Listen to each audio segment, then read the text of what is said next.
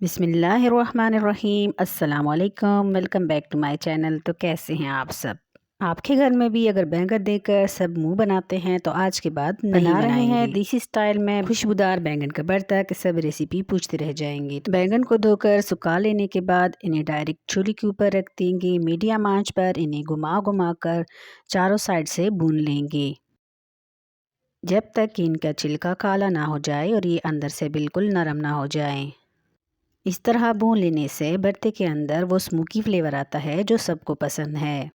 तो ये भुन चुके हैं। अब इन्हें ठंडा करके इनका छिलका उतार लेंगे। मैंने गरम गरम का ही उतार दिया है क्योंकि मुझे जल्दी थी।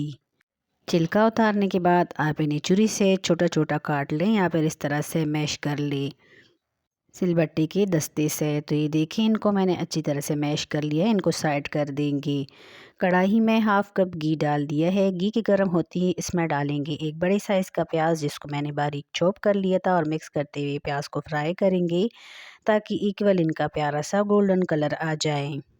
तो जैसे ही प्याज का कलर चेंज हो जाएगा हम इसमें डालेंगे 1 टेबलस्पून भरकर अदरक लहसुन का पेस्ट। अच्छी तरह से मिक्स करके इन्हें फ्राई करेंगे। साथ ही हम इसमें डालेंगे 2 टेबलस्पून भरकर हांडी वाला मसाला जो नॉर्मल घर में यूज़ होता है। मिक्स करके मसाले को भून लेने के बाद इसमें डालेंगे 2 बड़े साइज़ के टमाटर जिनको मैंने बारीक चॉप कर लिया था। साथ ही 2 से 3 अदद हरी मिर्चें काट कर मैंने इसमें डाल दी हैं। इनको अच्छी तरह से भून लेंगे ताकि टमाटर जल्दी से अच्छी तरह से सॉफ्ट हो जाएं। हस्बे ज़ायका नमक भी डाल देंगे। 2 घूंट पानी भी डाल देंगे। फिर ढककर इन्हें कुक करेंगे टमाटर गल जाने तक। दम वाली फ्लेम पर 5 से 6 मिनट तक हमने इसको कुक कर दिया है। तो इसका ढक्कन हटा देंगे। टमाटर अच्छी तरह से गल चुके हैं। इन्हें अच्छी तरह मिक्स करके मैश करेंगे ताकि ये गल जाएं। अब यहाँ पर इसमें शामिल करेंगे 2 अदद बॉईल की हुई आलू को मैंने 80% कुक कर लिया था, मुकम्मल गलाया नहीं है। इस तरह छोटे छोटे पीसेस में काट कर 2 अदद छोटे साइज़ के मैंने आलू ले लिए थे। इन्हें अच्छी तरह से मिक्स करके हम भून लेंगे दरमियानी आंच पर। इस पर 2 से 3 मिनट तक ताकि जो मसाले हैं वो आलू के अंदर तक रच बस जाएं। अब हम इसमें भुने हुए बैंगन डाल देंगे जो हमने मैश करके रख दिए थे। तो 4 से 5 मिनट तक बैंगन को भी अच्छी तरह से भून लेंगे ताकि बैंगन का जायका भी सारी चीज़ों में अच्छी तरह से मिक्स हो। तो इसकी बुनाई मुकम्मल हो चुकी है। अब इसे ढककर हम कुक करेंगे दम वाली फ्लेम पर। पानी वानी कुछ नहीं डालना, बिल्कुल दम वाली फ्लेम पर हमने इसको छोड़ देना है तकरीबन 8 से 10 मिनट तक।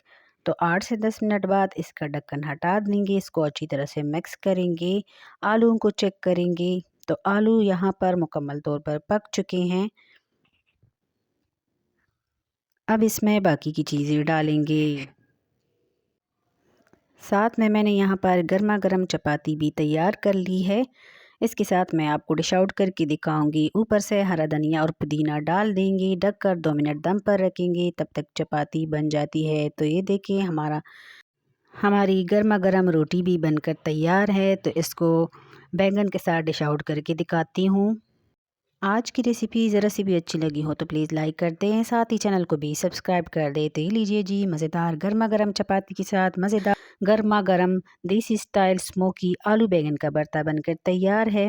अगली वीडियो तक ढेर सारा ख्याल रखिएगा, दुआ में याद रखिएगा। अल्लाह हाफिज़।